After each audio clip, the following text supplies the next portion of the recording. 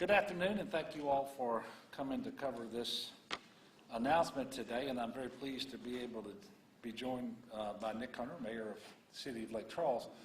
I'm even more pleased with what we're going to be announcing, which is a first step, and it's an important step in terms of the recovery of Southwest Louisiana, in particular Lake Charles, as it relates to housing, which is the single most important need that we have. And I do want to say, too, that I thank Mayor Hunter for his leadership in the City of Lake Charles on a range of issues, but particularly over the last 16 months or so, since Hurricane Laura, followed shortly thereafter by Hurricane Delta, and we also have had winter storm in the area, and I think in May of this year we had a flash flood, and just a few weeks ago, a tornado. And so really appreciate your leadership.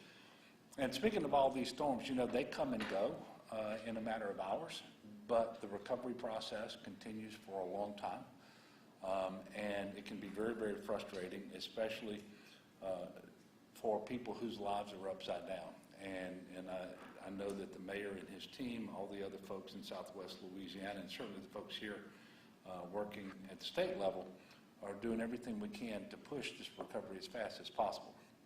Today is a step in that direction.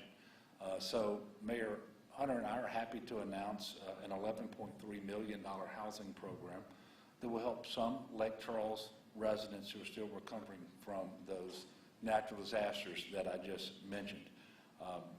This is a beginning. This is a first step, a relatively modest step, but it is one that has been made possible because of the persistent efforts of Mayor Hunter, but also folks at the Louisiana Housing Corporation, Office of Community Development, and in partnership with Housing and Urban Development out of Washington.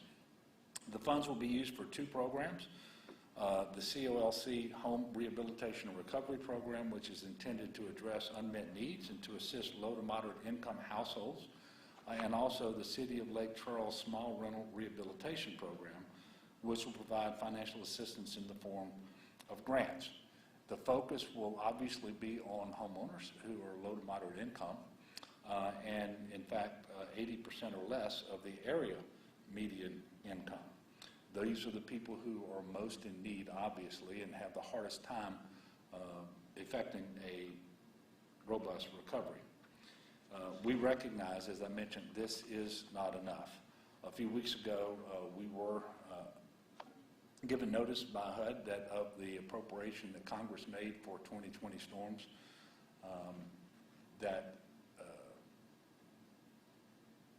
right around $595 million had been made available to Louisiana for those 2020 storms, and obviously this is for recovery from Hurricanes Laura, Delta, and Zeta, the vast majority of it for Southwest Louisiana. We appreciate that assistance, but we have to acknowledge at the outset it is insufficient for the type of recovery that we all expect to be able to deliver. Again, especially as it relates to housing, but there are some mitigation needs in there, and there's also an opportunity, if the CDGB funds are sufficient, to allow those funds to be used for non-federal match obligations, which are critically important on the public assistance piece, which is money provided by FEMA in response to the storm, and potentially with respect to the Hazard Mitigation Grant Program as well. So last week we were in Washington making the case in the House and in the Senate, Republicans and Democrats certainly working with our congressional delegation, but also at the White House to let them know that additional funding would be required. And then later last week I had an opportunity to have a phone call with Secretary Fudge of Housing and Urban Development. Again, thanked her for the assistance, but told her we needed considerably more funding, and of course we've been pushing for this funding literally since a few weeks after the hurricanes hit last year. And I'm confident, by the way, that additional assistance will be made available. Exactly what that time frame looks like, how much, and what the instrument will be, I can't tell you yet, but I have yet to talk to anyone in Congress or at the White House in the administration who's not in favor of additional assistance. I know that the people of Lake Charles have endured one disaster after another. I know that they're tired. As good and resilient as they are, they're probably being tired of being talked to about resilience too, right? So it's good to be able to announce something positive today and to, again, recommit to getting the additional assistance that they need. So this should be a signal of hope and not construed as mission accomplished, because certainly that is not the case. And so we do have Mayor Hunter here. He's going to come up and talk more about the program, and at the conclusion of that, we'll be happy to answer some of your questions. Thank you, Governor. Good afternoon, everyone. Just as a recap, the Governor discussed some of the weather events that have befallen Southwest Louisiana over the last year and a half, and no community, quite frankly, in recent history has waited longer for supplemental disaster aid, nor, when the first tranche finally came, had a smaller allocation for what has actually befallen us. All that being said, however, at this stage in the game, we've got to acknowledge when we have some wins. And the announcement today, the dollar amount, is a smaller dollar amount than the $595 million that the Governor was talking about a moment ago. And I think it's important we distinguish that that is a separate pot of money and a separate allocation from what we're announcing today. Today's announcement is a smaller amount. However, I've just got to give a little history as to how we came to this $11.3 million announcement today. And the impetus for this was the state and the city saying that we were not going to simply just sit on our hands and wait for the federal government. And I've got to tell you, Governor, that specifically Pat Forbes in your office was very helpful. Pat Forbes put this idea on the city of Lake Charles's radar. So if anyone at HUD wants to blame anyone for us making that call and making the ask, they can blame Pat Forbes. And we got the yes from HUD, and so we appreciate that. I got to give great thanks to Louisiana Housing Corporation. Brad Swayze, the interim executive director, is here today. Anthony Morello is the current chairman of the board. I thank him. And also I thank Mayor Jennifer Vedrine. She was the past chairman of the board and was the chairman when we first started discussing this. And I remember having a conversation with her, and I appreciate those conversations with fellow mayors so much because many of them know what I go through on a daily basis. And I remember she made me feel so good one day. She said, "Nick, just calm down." She said, "In Ville Platte, when the gumbo doesn't taste good, they blame me." And so, I said, wow, that really does make me feel good, because that's kind of the way I feel sometimes in Lake Charles. So she made me feel good, and we would not be here today if it were not for Louisiana Housing Corporation and the state of Louisiana. I cannot thank these partners enough. I thank Secretary Fudge and President Biden. We would be honored to have Secretary Fudge visit Lake Charles, by the way, and hopefully see some of the need that still exists. I thank our Southwest Louisiana congressional delegation. They have supported this effort. And I will end by saying again that, Governor, we appreciate your continued efforts for Southwest Louisiana. I think everyone in this room and every elected official in Louisiana probably realizes that the first allocation from the federal government for supplemental disaster aid is not what we wanted. It's not the number that we wanted. It certainly didn't come in the time frame that we wanted it. However, I think we have to acknowledge when we do have support. And today we are seeing some support for Southwest Louisiana and Lake Charles, and we are appreciative of that. And Governor, specifically to you, I want to say that over the last year and a half, I've had a chance to see you work with both sides of the aisle. And it should not be a rare statement. It should not be a rare statement to have elected officials who are willing to sit down with anyone from any political party and any political background or ideology if they know that that individual can help. And I have seen our governor do that time and time again. And it shouldn't be a rare thing, but unfortunately, in this day and age, sometimes it is. So, Governor, I will end by thanking you and your administration. Thank you. Appreciate you. Yes, sir. Okay, so if you have a question, you can ask it of me or the mayor. Just let us know. Melinda? Governor, what pots of money are feeding into this? Can you break down what money's coming from the state, what money's coming Yeah, from the state? so $5.3 million in funding is coming from HUD. That'll be Community Development Block Grant funding.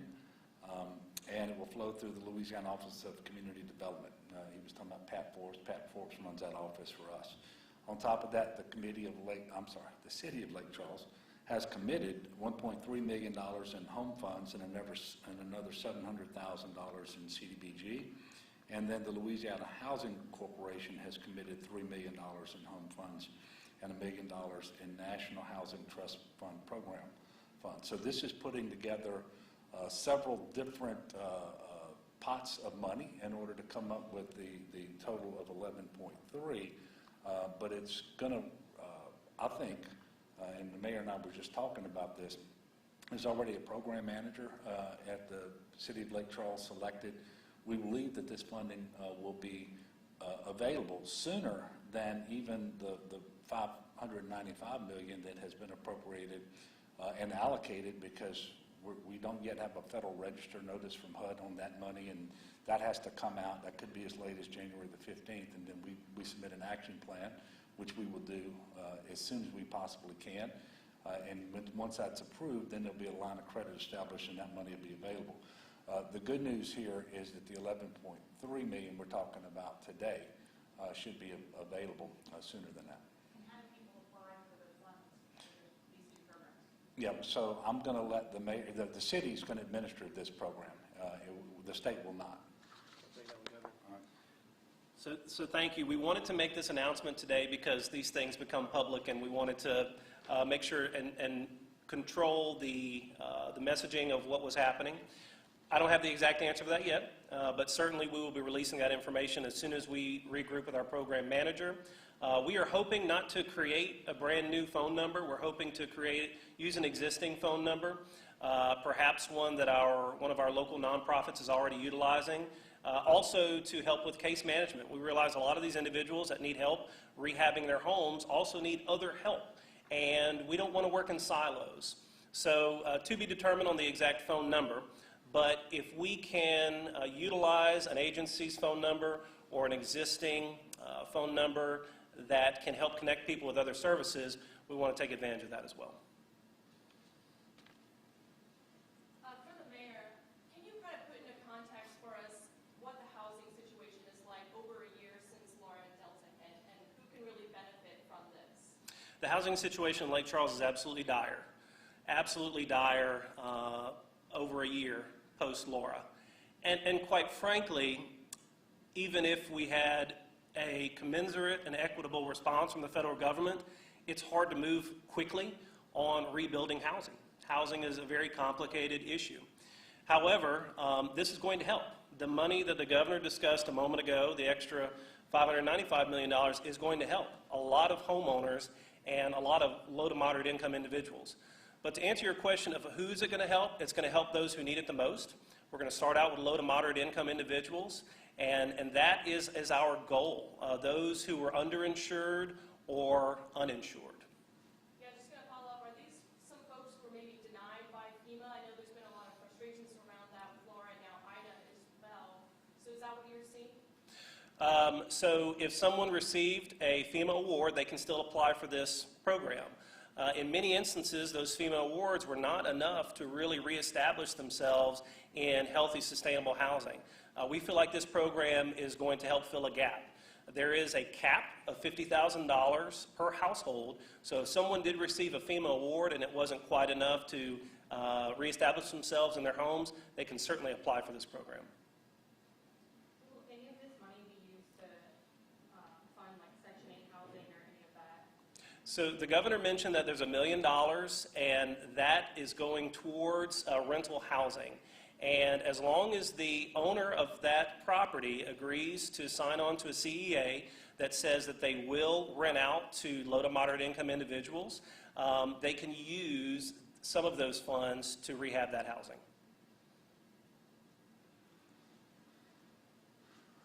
It's up to $50,000, or is there a minimum amount, or? For the rental side? So it's a $50,000 cap per household, and I'm not sure, I'll have to get back to you about if there's a minimum amount. So I apply for what I need up to $50,000, and then you all decide? Yes, sir. Yes, sir. We will have an inspector that'll go out to the house and inspect it, make sure that it's actually meeting the criteria, And then the program manager that we hire will help vet those individuals to make sure that they meet the criteria that's set by HUD. And if I have $100,000 worth of damages, I get 50,000 up there and then wait for the... You can still apply. $50,000 is the max. But certainly if you have other nonprofits or other sources of revenue that you want to add towards that to rehab the house, you can use those funds. Yes? And you both said this obviously is a good step, but not enough. So what else do we need next? I know that the delegation is going to be fighting for more relief funds in December. What's kind of a dollar amount do you ideally would need to help get back to the future? Okay. Thank you. So we've not changed the way we've calculated unmet needs since the beginning. And the sum of it is, in addition to the $595 million that has been allocated out of the 2020 appropriation by HUD for Louisiana for 2020 storms, we still need another $700 million or so. And just to point out why, I think it bears saying that when Hurricane Laura hit last year, Lake Charles was the city in the country of its size with the lowest unemployment rate in the country. And because the employment situation was what it was, there was already a shortage of housing there, especially affordable housing, workforce housing, which is really what we need to get people back in their homes, but also to make sure that we have a robust recovery. And so we have the $595 million that's been allocated. If you remember, we've always said we have $1 billion in unmet need for housing in Southwest Louisiana. The 595 is short of that. But in addition to that, of the $595 million, more than $89 million has to be spent on mitigation efforts. And it won't be available for the general housing program. And then if you wanted to allocate some CDBG funds, as the language in the appropriation out of Congress allows, to pay for non-federal match obligations. So, for example, the 10% on public assistance, that would be another $131 million. If you wanted to pay the 25% non-federal match obligation under the hazard mitigation program, that would be another $80 million. So you're already above $210 million on those two things. And then, of course, you have some cost to administer the program. And so what I'm trying to tell you is, if the 595 is a good start, but it's not enough to meet the housing need if it all went to housing, and you can't even put it all towards housing based on the constraints that we have. So we've had the same number in mind. We've been communicating it over and over from the very beginning, and we believe that there's another $700 million that needs to be either appropriated or allocated out of the previous appropriation. Whichever way we can get it, hopefully we get the full amount and we get it as soon as possible. So for the $700 million figure that you're saying is still needed, that's for housing and for the matches you got? Yeah. That's not just specific for housing? Correct. So $700 million would take the whole appropriation to closer to 1.3. That's what we've always said. And because if you don't get to 1.3, you don't have the billion to spend on housing, because you do have to do mitigation work. You have to have the cost of administering the program. You do want some money, and I think the mayor will tell you the public assistance funding right now for the city of Lake Charles, or whether you're Calcasieu Parish or whichever local government entity, is very, very important as well.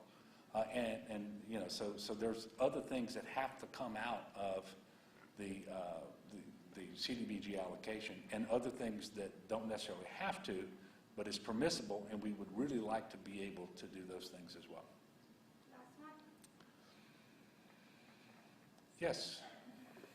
Governor, today, this is an unrelated question, but today Representative Stefanski talked about redistricting and said that he has not yet heard anything from you or your office about what you would like to see out of the various maps. So I guess I'm wondering, are you anticipating that you're going to provide the legislature with some guardrails of what kind of bills you would like to see passed in the redistricting session, or are you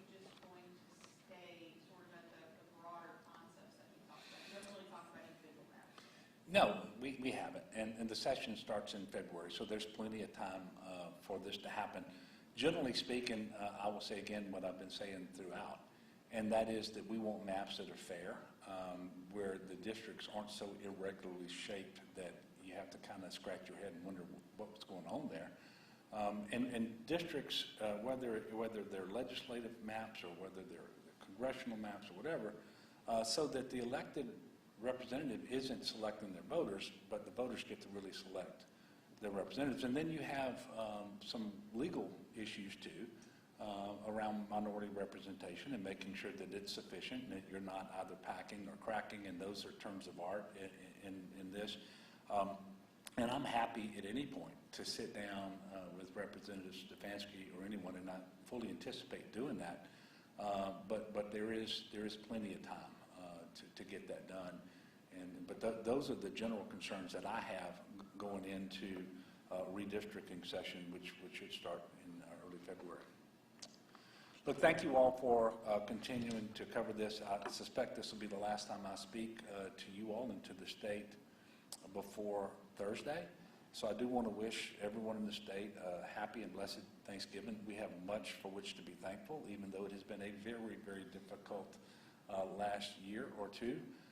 And, you know, we have a lot of people around the state. We haven't talked about Southeast Louisiana yet, but obviously we're going to be working with Congress and the administration to get an appropriation for Ida recovery in Southeast Louisiana as well. It's a lot of challenges, but an awful lot to be thankful for, and I would just ask that people have a happy and blessed Thanksgiving, and I'll be praying for that, but also a safe one. We can remember that last year at this time, we were doing relatively well on our COVID front. We went into the holiday season, starting at Thanksgiving, and people traveled in big numbers, gathered in big numbers, indoors quite often. And we ended up with a COVID surge. Almost all the experts anticipate that there's another surge coming this year. I'm hopeful, given the number of vaccinations and the fact that we just came out of the Delta surge, that we won't have anywhere near that number. But there's some things that you can do to protect yourself. You can get vaccinated. You can still have those events outdoors if possible. If you're not feeling well, don't go gather with your family. You know, and if you have any questions, go out there and be tested. So there was so much more available this year that it's just not necessary to unreasonably expose others, especially the vulnerable members of your family and community, to the disease. So if someone's older, if someone has a comorbid health condition, then you know that they're more vulnerable to the disease. So please be careful. Let's get through this as best we possibly can.